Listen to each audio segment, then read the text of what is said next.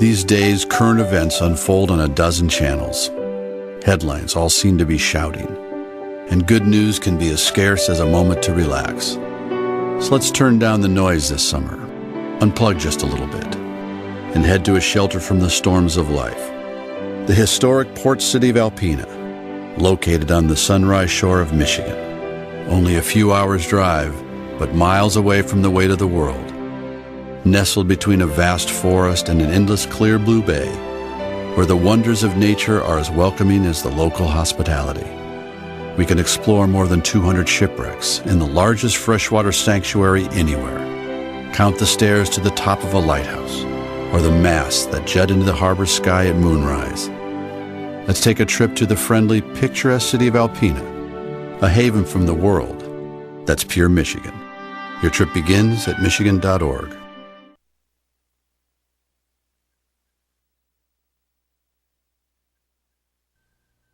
For your viewing pleasure, this broadcast of the Municipal Council meeting of Alpena is made possible by the funding provided by the City of Alpena. Thank you for your generosity.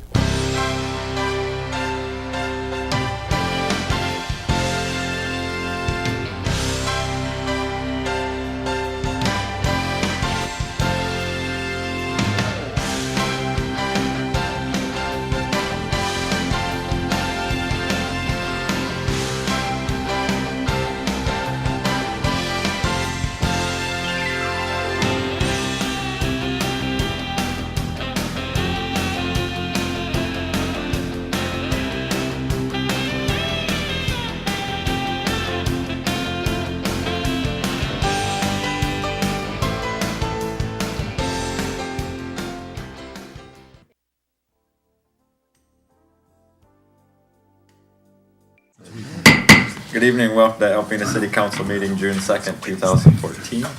Call the roll, please. Johnson? Here. Nielsen? Here. Nowak? Here. Sexton? Here. Walagora? Here. Please rise for the pledge. I pledge allegiance to the flag of the United States of America and to the republic for which it stands, one nation, under God, indivisible, with liberty and justice for all. Everyone had an opportunity to read the minutes from a regular session May 19th. No changes or issues. Any modifications to the agenda this evening? Citizens appearing before council on agenda and non-agenda items shall be allowed 5 minutes each to address their concerns. This is the only time during the city council meeting that citizens are allowed to address the council. If you wish to do so, please come to the podium and state your name and address for our records.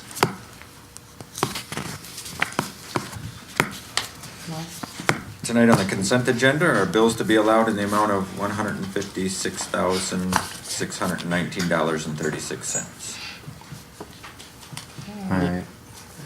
I move we approve the consent agenda. Second. Pardon me. Nielsen? Yes. Nowak? Yes. Sexton? Yes. Walagora? Aye. Johnson? Yes. No announcements this evening. I do have a proclamation. Whereas the Lions Club International was founded in Chicago on June 17, 1917 by Melvin Jones, who challenged local businessmen to put their talents to work improving their communities. The Lions Club International has since grown to become the largest service club organization in the world, with 1.5 million members in more than 46,000 clubs in over 200 countries. And whereas the Alpena Lions Club was formed November 22nd, 1926, after local businessmen took up Helen Keller's challenge to become Knights of the Blind in the crusade against darkness. And whereas for the past 87.5 years, the Alpena Lions Club has served the citizens of Alpena, Michigan by providing vision screenings, diabetes education, and assistance in obtaining eyeglasses. The Lions also support youth programs in Alpena and have provided scholarships to help local high school graduates in college. Alpena Lions assist local citizens with the cost to obtain and maintain hearing aids. The Alpena Lions Club proudly supports the Michigan Eye Bank and Leader Dogs for the Blind in Rochester, Michigan. And whereas the Alpena Lions Club continues to promote awareness about Michigan's white cane law, which aims to protect blind and visually impaired pedestrians by requiring motorists to yield the right of way. And whereas the annual Alpena Lions Club White Cane Safety Days will be conducted June 13th and 14th of 2014, at various locations in the city. Now therefore, I, Matthew J. Walagora, by the virtue of authority vested in me as mayor of the city of Alpena, do hereby proclaim Friday and Saturday, June 13th and 14th, 2014, as White Cane Awareness Days in the city of Alpena. And now, this evening, we have Tom Shesky from the Alpena Lions Club, proclamation.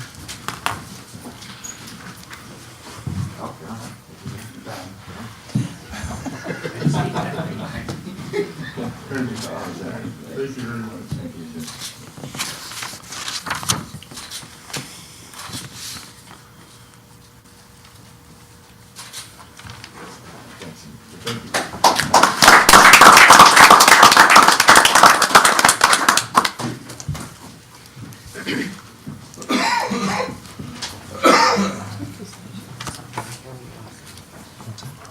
Okay, report of officers, treasurer's financial report, July 1, 2013 to April 30, 2014. Not too much new to report. We should be at about 83.3% through April. The revenue in the general fund is 97.39%. The only area that's lagging behind is the grant revenue, which always does lag behind.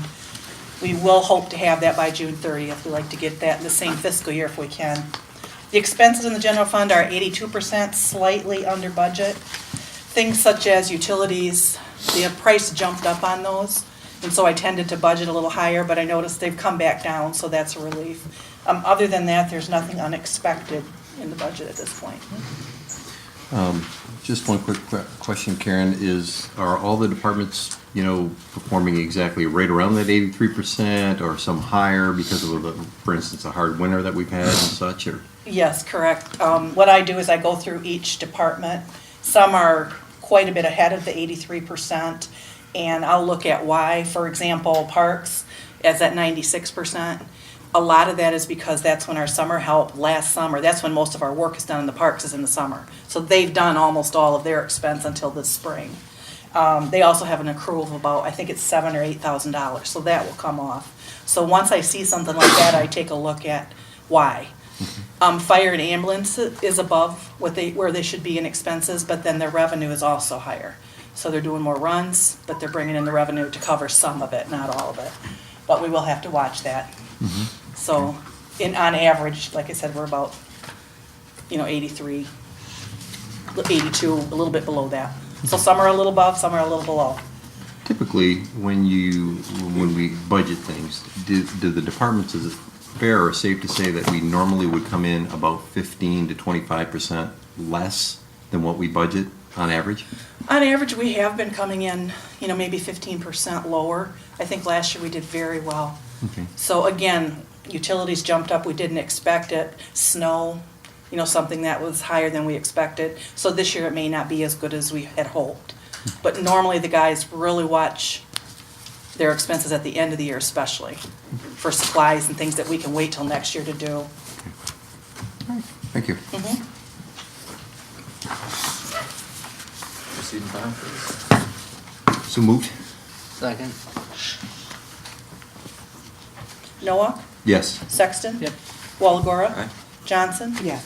Nielsen? Yes. Okay, we got two bids this evening. First up is the beach cleaner. Rich?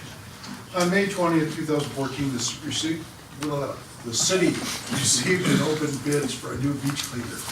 What The language present was beach that? cleaner is a 1986 model and has served its useful life, having been rebuilt several times. The city evaluated beach cleaning equipment available and developed bid specifications to serve the needs of Alpena beaches. Bid documents were sent to various firms who build beach cleaning equipment, with one bid received as follows. H. Barber and Sons, Naugatuck, Connecticut, for $34,906.30. It really didn't surprise us that we received only one bid, but looking at that, we went back and looked as a comparative to what they have charged some other companies. And these are numbers that were provided by Barber and Sons. But the manufacturer's suggested retail price on this unit is $39,550. The city of Highland Park, Illinois purchased a similar model for $33,737 in July of 2012. The town of Guilford, Connecticut bought one for $39,311 in June of 2013. H. Barber and Sons also was awarded the state purchasing contract for providing 4 beach cleaners. However, that contract expired in 2012, so it was not available to us to take advantage of. The company also brought a unit to Alpena and did a demonstration cleaning our beaches in 2008 with this same model. It's obviously been updated in that time, but that same model is what we're recommending. It is my recommendation as city engineer that council authorize the purchase of a new beach cleaner from H. Barber and Sons Incorporated in the amount of $34,906.30. And we did establish funding in the equipment fund line item for that purchase. I guess what I would like to do, first of all, is, it's been kind of a history that I'm not a real big fan of the single bid. I've always felt that we weren't probably getting the best deal. But what I wanted to publicly state, Rich, is thank you for all the extra efforts to go into that. That was, in my mind, above expectations on getting all that extra information from the companies and putting that together for us. So I really appreciate that. Rich, do you foresee any scenario that after we have the beach study that we won't want this anymore, or we'll want a different piece of equipment, or you feel like that there won't be anything out of that study that would move us away from this? No, actually, this piece of equipment is designed to be able to run down into the edge of the water. Now, in the state of Michigan, you're not allowed to do that by the DEQ. You're not allowed to operate mechanical permit or equipment in the water unless you get a permit from them, which is a viable option. If that were the case, if it were something that we were going to try to do, running at the edge of the water under a permit, we would have to buy a different unit to pull it. The small holder tractors that we use right now wouldn't have the power or capabilities if we're down in the water, edge of the water operating. We have to be very careful how close we get right now so we don't get those units stuck. But this equipment is set up to operate with our existing tractors that we use to pull it, but can be used to upgrade it. I just got an email today, the beach study, they're working on getting us a timeline, should be in here shortly to begin that process. I don't have the timeline as yet, but I don't anticipate anything coming out of there that would preclude us from wanting this piece of equipment. You're talking to the sales reps on this. This will probably, they said a tenfold. I'd be happy with a 5-fold increase over our existing beach cleaning equipment as far as the material it will pull out of the sand. And it doesn't take as much sand as our present model does. It just takes more of the debris, shakes the sand out. Mm-hmm. So it would be possible to use this a couple feet into the water, we just have to have a different tractor to pull it. Also, I think you lost something in the last couple of weeks. Decided to try something. If you do it any later in the summer, you get that tan line.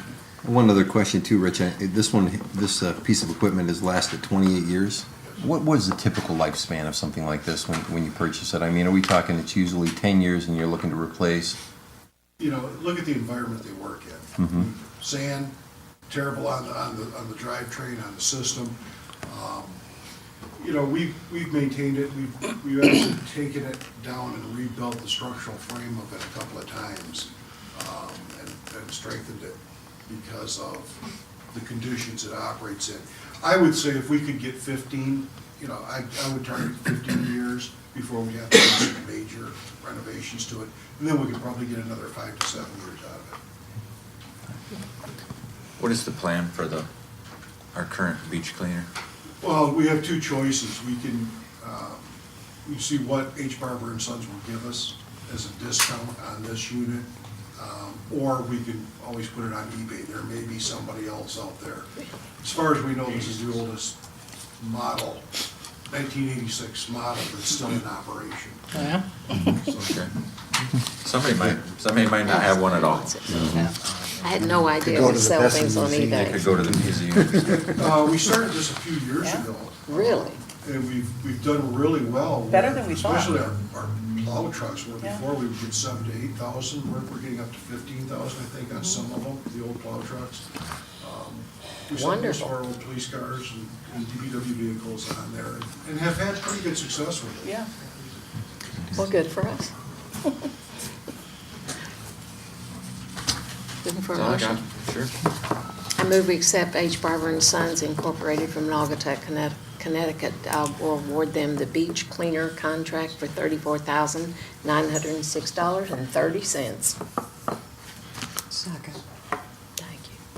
They can't just round that down. They can't just round that and have to be No. cents. Sexton? Yes. Walagora? Aye. Johnson? Yes. Nielsen? Yes. Noah? Yes. Now, bids on pavement marking services. On May 13, 2014, the city opened and received bids for the pavement marking services. Bid documents were sent to various firms as well as posted on the city's website, with 2 bids received for the attached bid tabulation. PK Contracting has worked for many years as the pavement marking contractor for the city and has worked well with city and its staff in completing the required work. It is my recommendation to city engineer that the city council approve the pavement marking services bid with PK Contracting for the as-bid unit prices. Funding has been established in the appropriate line items related to where the work will be performed in the 2014-2015 budget. And this is a full, basically what we've shown here is a full pavement marking for each of the 5 years. Before, we typically had it for a shorter period of time. We're rebidding it and basically getting the same bid back. PK, there used to be 2 primary pavement marking contractors in the state that do most of the work in northern Michigan.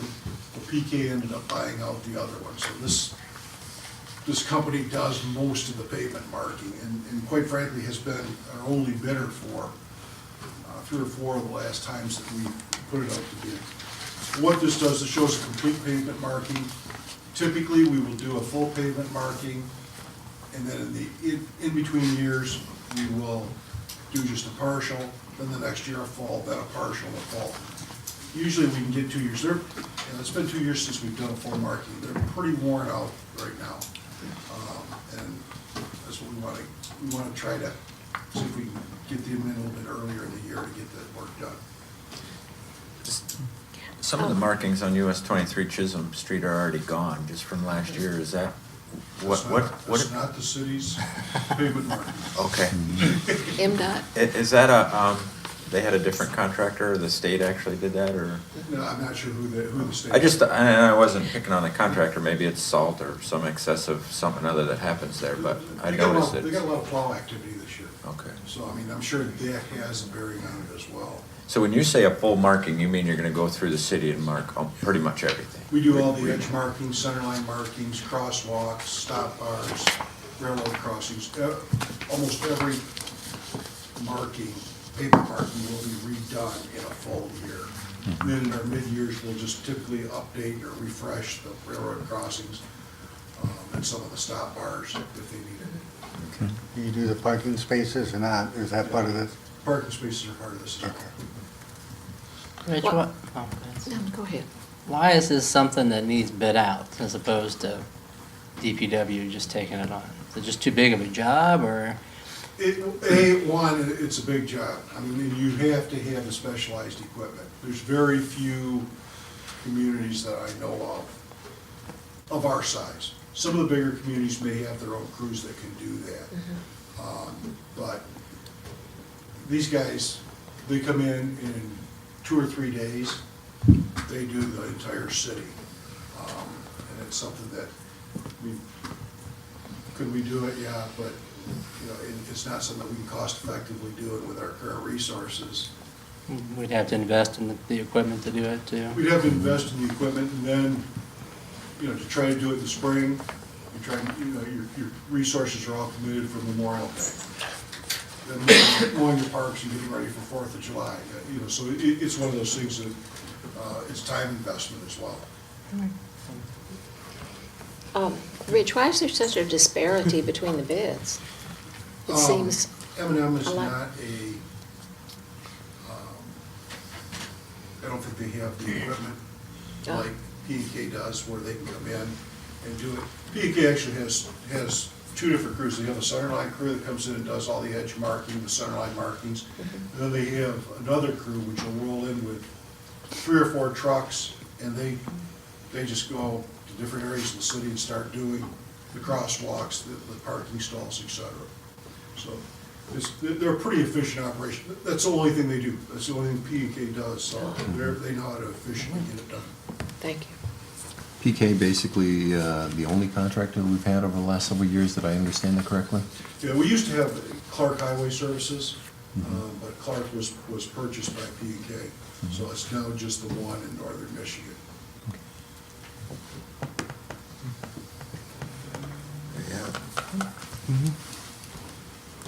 I move we award the pavement marking services to P&K Contracting. Second. Walagora? Aye. Johnson? Yes. Nielsen? Yes. Noah? Yes. Sexton? Yes. Thank you, Rich. There's no communications and petitions this evening. Unfinished business is the second reading of ordinance number 14428, an ordinance amending chapter 62 by the addition of section 62-109, cost related to benefit computation. Consistent with council policy, this would not be read a second time unless somebody specifically wants it read.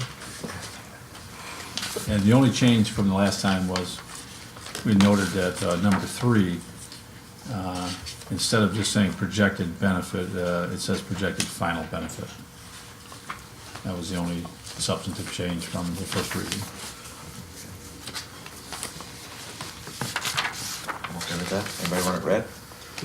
No. Not that he's not a good reader. I move we approve ordinance number 14-428. Second.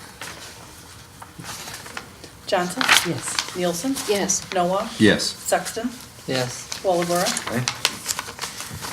We have no new business. I move we adjourn to closed session. Second. Nielsen? Yes. Noah? Yes. Sexton? Yeah. Walagora? Aye. Johnson? Yes. You are watching All About Alpena.